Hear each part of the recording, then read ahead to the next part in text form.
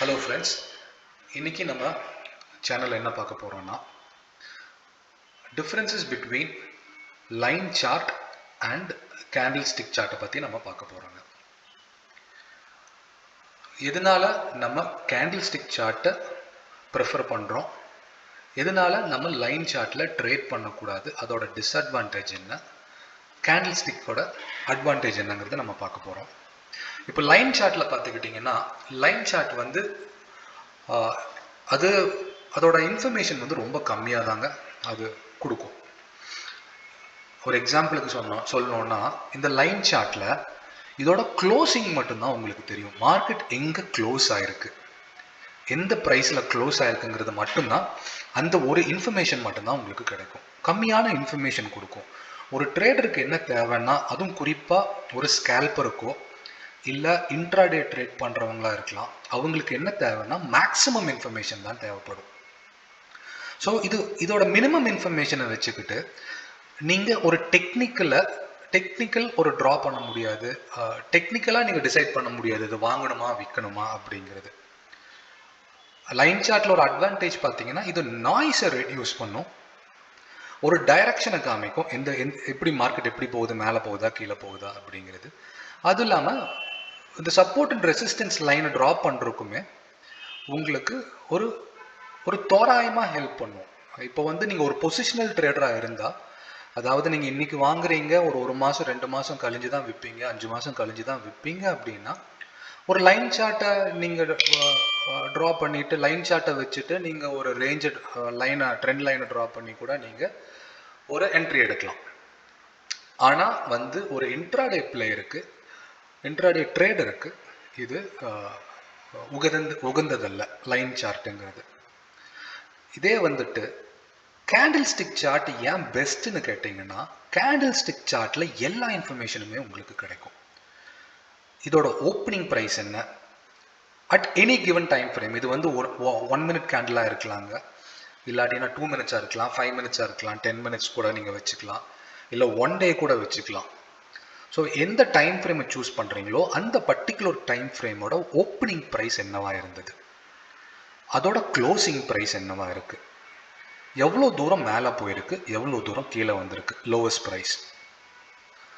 So இந்த 4 இன்ஃபர்மேஷனுமே உங்களுக்கு கிடைக்கும். இந்த க்ரீன் கலர் பாடியை வந்து பாடி ஆஃப் த கேண்டில்னு சொல்லுவோம். மேலே ஒரு கோடு இல்லை சின்ன கீழே ஒரு கோடு இருக்கிறதா இருந்தால் அது வந்து விக் அப்படின்னு சொல்லுவோம், இல்லை ஷேடோ ஆஃப் த கேண்டில்னு நம்ம சொல்லுவோம். இந்த க்ரீன் கலராக இருந்தால் புல்லிஷ் கேண்டில், மார்க்கெட் மேலே போகுதுன்னு அர்த்தம். அதே மாதிரி பேரிஷ் கேண்டில்னால் ரெட் கலரில் இருக்கும், மார்க்கெட் கீழே வருதுங்கிறது அர்த்தம். க்ரீன் கலர் கேண்டிலில் வந்து ஓப்பனிங் ப்ரைஸ் கீழே இருக்கும், கீழேருந்து படிப்படியாக மேலே போகுது.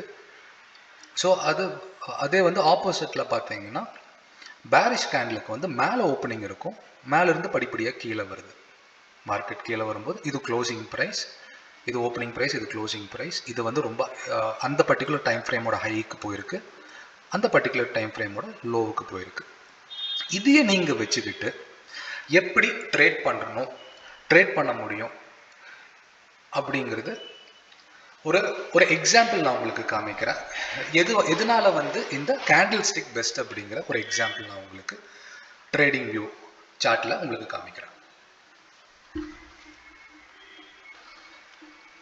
இப்போ பார்த்துக்கிட்டிங்கன்னா இந்த ட்ரேடிங் வியூ சார்ட்ல நான் 1 டே டைம் ஃப்ரேம் வச்சுருக்கேன். இதெல்லாம் வந்து கேண்டில்ஸ், எல்லா கேண்டிலுமே 1 டேவை குறிக்குது.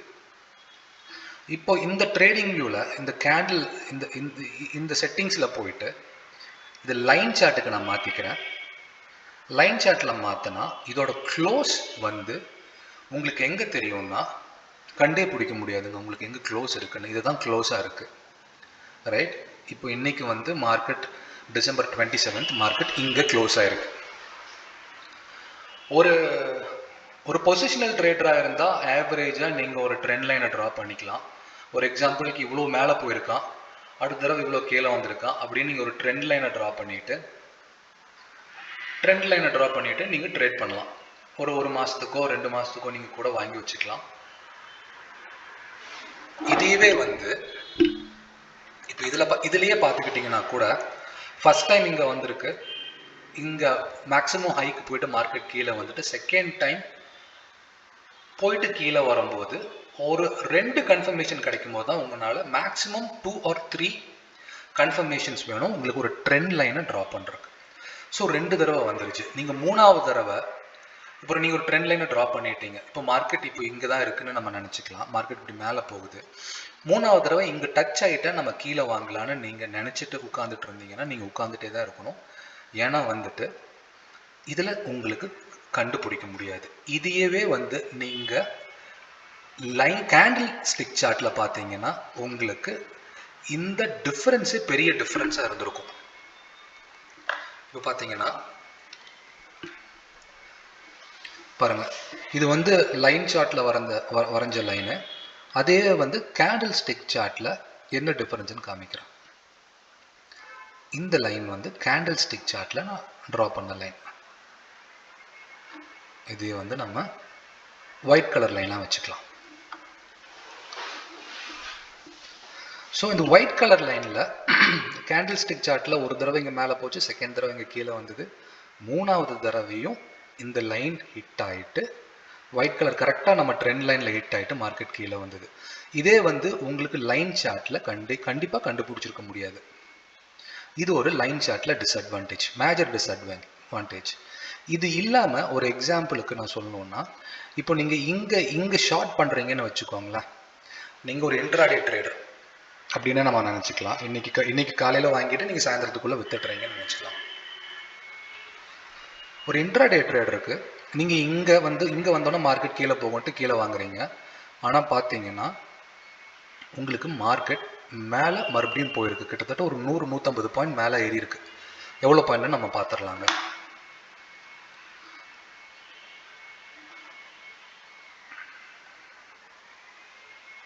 எவ்வளோ பாயிண்ட் போயிருக்குன்னா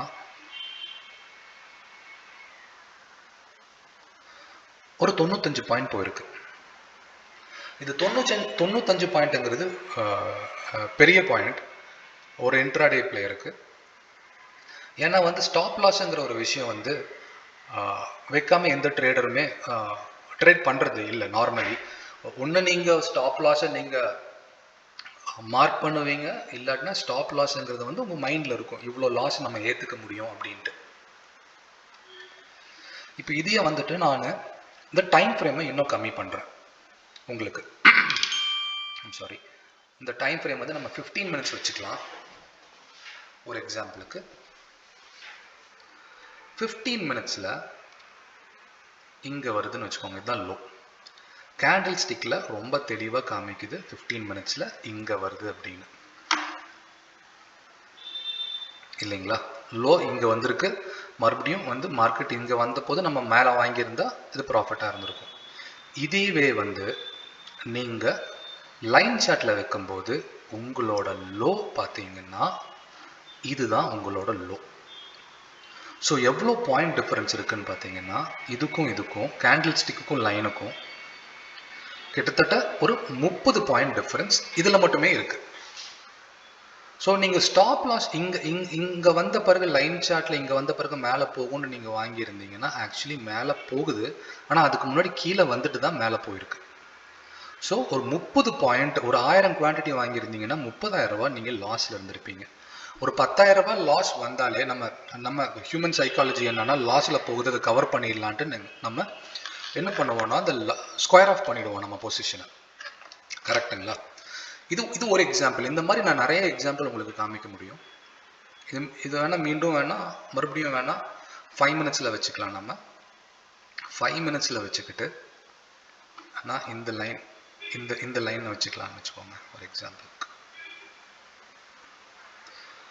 ஆனால் இதையவே வந்து கேண்டில் ஸ்டிக்கில் பார்த்தீங்கன்னா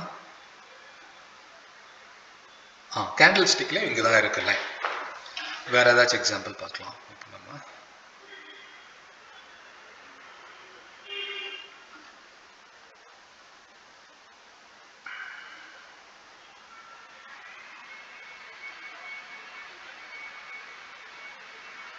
ஓகே, இதில் பார்த்தீங்கன்னா இங்கே வந்து மார்க்கெட் இங்கே டாப்பில் இது வரைக்கும் வந்திருக்கு, கீழே வந்தது. மறுபடியும் 22ஆம் தேதி டிசம்பர் வந்து மார்க்கெட் இங்கே மார்க்கெட் ஆக்சுவலி இங்கே ஓப்பன் ஆகி மேலே லோ எவ்வளோ போய் அதுக்கப்புறம் மார்க்கெட் கீழே வந்திருக்கு.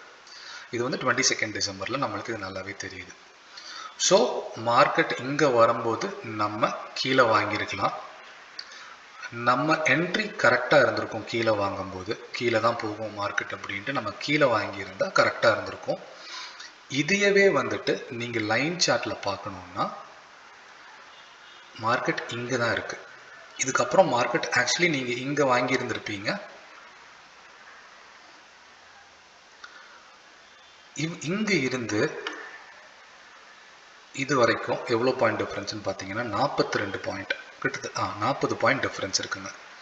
நீங்கள் ஸ்டாப் லாஸ் வந்து இங்கே போட்டிருந்தா கூட ஒரு 10 பாயிண்ட் மேலே தள்ளி போட்டிருந்தா கூட ஒரு 10,000 ரூபா லாஸில் போயிருக்கும். மறுபடியும் மேலே போயிருக்கும் 20,000 ரூபா, 30,000 ரூபா, 40,000 ரூபா லாஸ் காமிக்கும் போது நீங்கள் பயந்துட்டு ஆட்டோமேட்டிக்காகவே உங்களோட பொசிஷனை ஸ்கொயர் ஆஃப் பண்ணிடுவீங்க. மறுபடியும் அதுக்கப்புறம் மார்க்கெட் மறுபடியும் கீழே வந்திருக்கும். அதுக்கப்புறம் நீங்கள் மறுபடியும் வருத்தப்படுவீங்க, ஆஹா இப்போ லாஸில் வெளியே போயிட்டோமே, இல்லைனா ஹோல்ட் பண்ணியிருக்கலாமே அப்படின்னு உங்களுக்கு தோணும். ஸோ பேசிக்காகவே எதுக்காக இந்த கேண்டில் ஸ்டிக்கில் பார்த்தீங்கன்னா கேண்டில் ஸ்டிக்கில் கரெக்டாக அந்த லைனை ரெஸ்பெக்ட் பண்ணி மறுபடியும் இங்கே கீழே வந்திருக்கு. ஸோ ஏன் கேண்டில் ஸ்டிக்கில் நம்ம ட்ரேட் பண்ணோம்னா நம்ம லாஸை மினிமைஸ் பண்ணுறதுக்கு கேண்டில் ஸ்டிக் சார்ட்ஸ் ரொம்ப ஹெல்ப்ஃபுல்லாக இருக்கும். எப்படி ப்ராஃபிட் பண்ணுறோங்கிறது முக்கியம் இல்லை, ட்ரேடிங்கை பொறுத்த வரைக்கும் எப்படி லாஸை மினிமைஸ் பண்ணுறோம் அப்படிங்கிறது தான் important. That is a trick of the trade. So நீங்கள் லாஸை மினிமைஸ் பண்ணுறது கற்றுக்கிட்டீங்கன்னா பை டிஃபால்ட்டாகவே உங்களோட ப்ராஃபிட்ஸ் இன்க்ரீஸ் ஆகும். ஸோ இந்த வீடியோவில் உங்களுக்கு லைன் சார்ட்டுக்கும் கேண்டில் ஸ்டிக் சார்ட்டுக்கும் இருக்கிற டிஃப்ரென்ஸ் நீங்கள் பார்த்துருப்பீங்க. அடுத்த வீடியோவில் நான் எப்படி ஒரு ட்ரெண்ட் லைன் ட்ரா பண்ணணும், ட்ரெண்ட் லைனை பேஸ் பண்ணி எப்படி நம்ம ஒரு பை ஆர்டரோ செல் ஆர்டரோ போட முடியும் அப்படிங்கிறத நான் உங்களுக்கு காமிக்கிறேன். ஃப்ரெண்ட்ஸ், இந்த வீடியோ உங்களுக்கு பிடிச்சிருந்ததுன்னா மறக்காமல் சப்ஸ்கிரைப் பண்ணுங்கள், லைக் பண்ணுங்கள், அந்த பெல் பட்டனை தட்டி விடுங்க. Thank you so much. நம்ம அடுத்த வீடியோவில் பார்க்கலாம்.